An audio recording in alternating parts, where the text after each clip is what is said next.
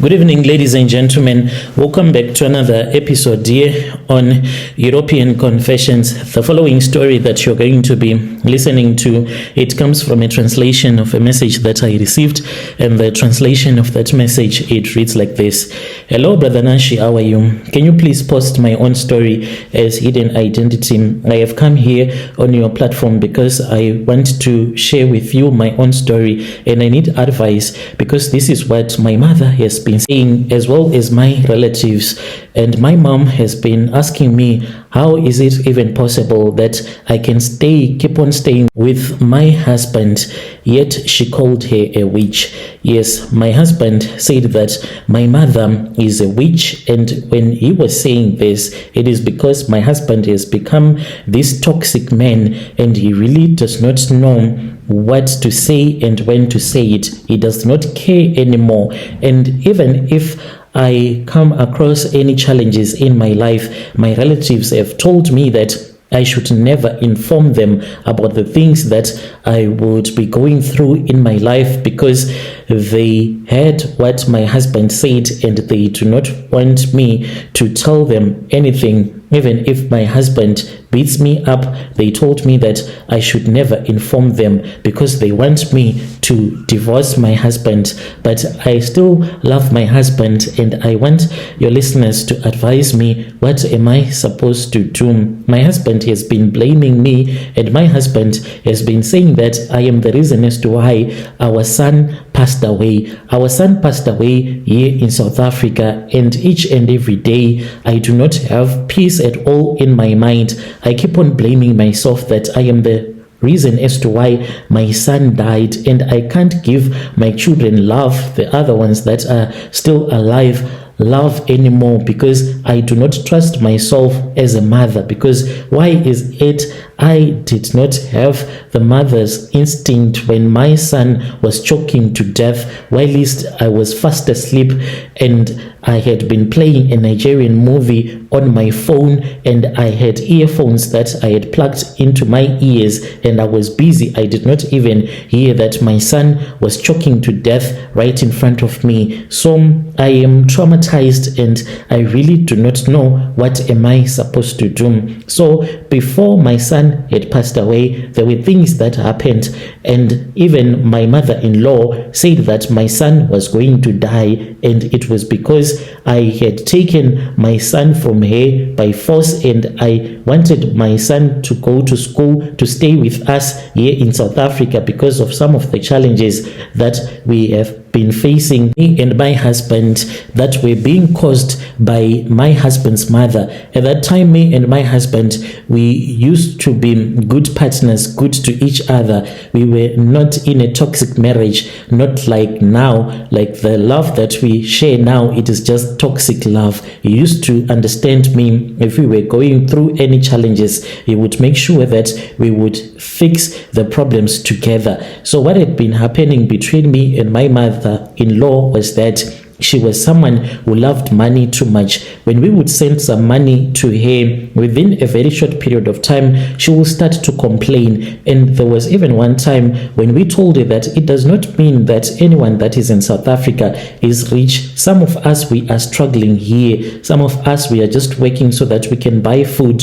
So when you demand money like this, and then at the end of the day, you say that you have money because you are in South Africa, then it means that you really do not care about us, because we came to work so that we can budget money, not to just spend all the money that we would have gotten. So she would get angry whenever I would tell her that we do not have money, and we got tired with what my mother-in-law was doing. And there were people from that village where my in-laws do stay. They used to tell me that my mother-in-law, she mistreats my son. Sometimes he goes for a day without eating anything. So they wanted me to make a plan to remove my son, to take him somewhere else. So I just said that these neighbors, they hate my mother-in-law. They do not want me to be in good books with my mother-in-law, or maybe they think that I'm going to tell them to stay with my son so that the food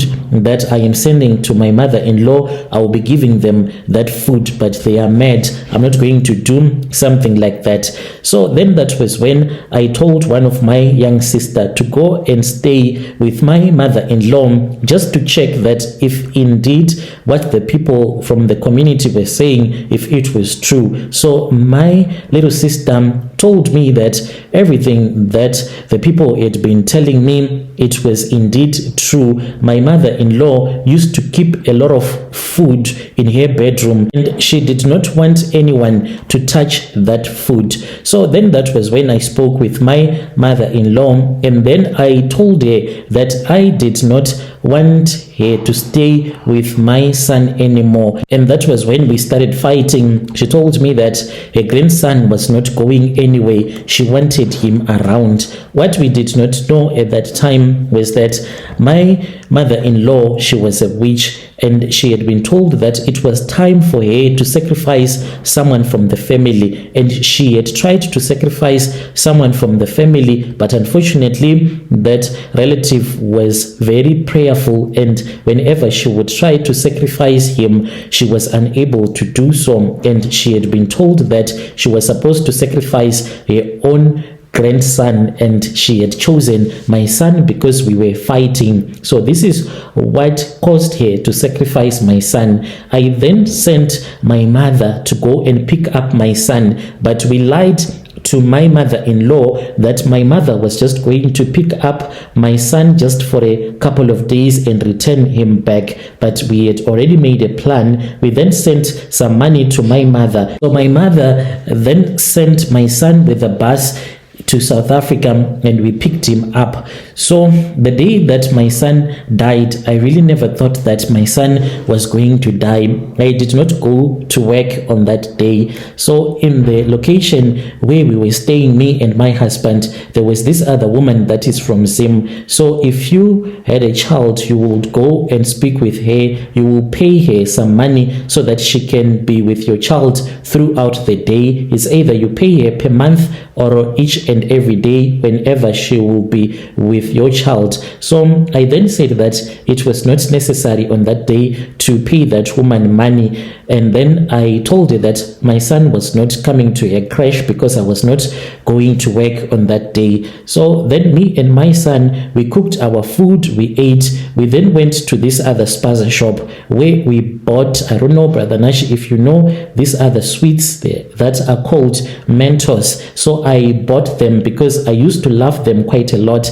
There's this other Mentos flavor which is like watermelon flavor, not the mint one. So I used to buy those ones quite a lot. So I went with my son, we bought our cold drink and we bought the Mentos sweets, and we returned back home. So my son wanted to watch this other movie that is called Madagascar. It is a cartoon, and I wanted to watch a movie on my phone. So I then said to my son, okay, it is fine, you can watch your TV whilst you are sitting down. And I was sleeping on the bed whilst my son was sitting on the floor. So I had taken this other small saucer and I had put the Mentos sweets in that small saucer so that he can eat the sweets whilst he was watching his movies. As for me, I was watching on YouTube, but offline I had downloaded some Nigerian movies. So my son was making a lot of noise with his movie. That was when I took my earphones, I plugged them in, and then I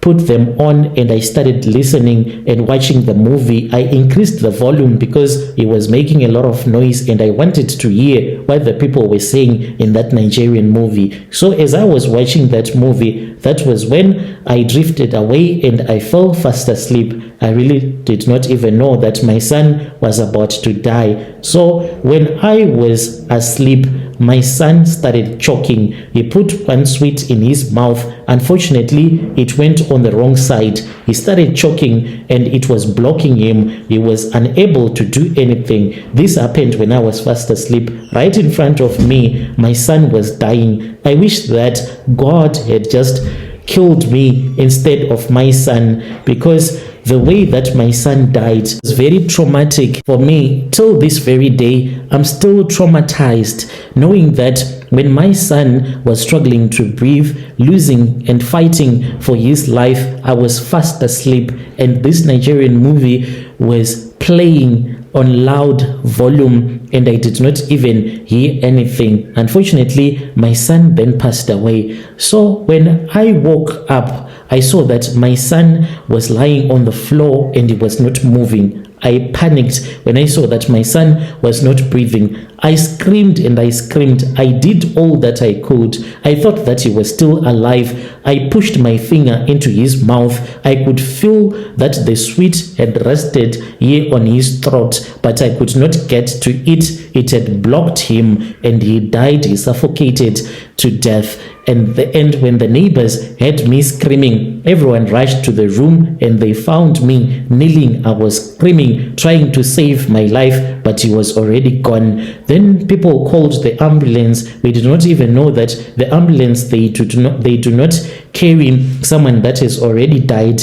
When the paramedics came, they checked the boy and they saw that he was already gone. He had lost his life, and they told us that unfortunately they could not carry him because he had already died. We were supposed to tell the police. But before my son had passed away, when my mother-in-law heard that my son was in South Africa, the things that she wrote on her WhatsApp statuses, I still have that screenshot. It was clear that my mother-in-law, she wanted my son to die. So on her WhatsApp status, the day when she found out that my son was in South Africa, no longer staying with my mom, I was speaking with him using voice notes. That was when she heard that my son was talking in the background, and I told her that yes, indeed, she was in South Africa. She even recorded a voice note for him, and then that was when I saw that she updated a WhatsApp status and she wrote, like, when you see a child enjoying and playing like that, know that the child is about to leave this earth. That is what she wrote on her WhatsApp status. I just made a screenshot, and when my son passed away, that was when I realized that indeed my mother-in-law had sacrificed my own son. So as for my husband, he was at work. He was brought by his boss, and when he came, my husband, he said to me, how is it even possible that my son will die whilst you are in this one room? How is it even possible that a child can choke to death when you are here? I did not even know what to tell him. I told him that I was fast asleep, and he got angry at me. And even when the police came to take a statement, there was one police officer who was a woman who was supposed to understand, but the things that she said to me, it was as if she wanted to hurt me. She was like, this woman, she just had her child die in front of her. How is it even possible? She was not understanding. That woman, she did not even care about the situation that I was facing. Forensic then took my child. He was taken away. Later on, that was when we took him and we went with his dead body back to Zim. It was the longest trip like ever, traveling from South Africa, returning back to Zim. So we had hired this other taxi, and it had a trailer. So his coffin was in the trailer, and we were traveling behind that taxi. As we were traveling, whenever I would look ahead, looking at that trailer that was carrying my son's coffin, it even traumatized me even more. I could not eat. I could not do anything. I went for about a month without eating, just drinking water. And then that was when my husband told me that he had to return back to work, because even if we did not want to return to South Africa, but still we had to eat, and we had other kids. They were starving to death as well. My husband returned back to South Africa. I was staying with his parents. My mother-in-law, each and every morning when I would wake up, she would be like, Ropa, do you mean that your child died? Really, your child died, and as your child was dying, you mean that you did not even hear anything as your child was choking himself to death? And each and every day I had to explain to her what happened. Like, it was the first time that she was hearing about it. Sometimes she will just walk to my son's grave and she will start to swear and insult me, until I told my mom, and my mom said, return back home. I told my husband that I did not love him anymore. I just wanted to be alone. And when I returned back home, my husband begged me and he said, please come back. I then returned back to South Africa. This is where I am right now. So when I came here, that was when I went to this other prophet. The prophet then told me that my mother-in-law is a witch, and she had tried to bewitch one of her husband's relative, but that man is very prayerful. She was unable to sacrifice him, and that man's prayers, it was more like a go back to sender. And when it came back, then that was when she decided that my son was the one that was supposed to die. So my son then died, Brother Nashi. To this very day, I really do not know what I am supposed to do with my own life. And my husband, he is someone that is very toxic. And when I told him what the prophet had said, he then said to me, he does not listen to stupid prophets. Then one day when they were at work, because my husband, he works for a black man, so whenever they want to start a new project, they go to this other prophet. When they were there, that was when the prophet said that before he could assist his boss, he wanted to speak with my husband. And then that was when he told my husband that his mother is a witch. Then when he returned back home, he started beating me up for no reason at all. I did not even know what had happened at work.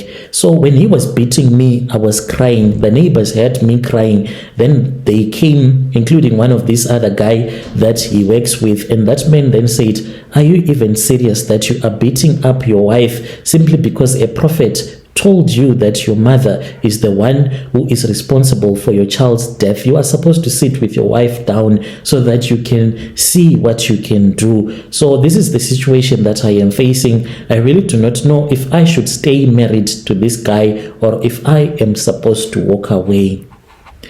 Dear listeners, right there was a message that was sent to me by one of our dear sister. Let us try to speak with her in the comment section. Strange things indeed, they do happen in this world.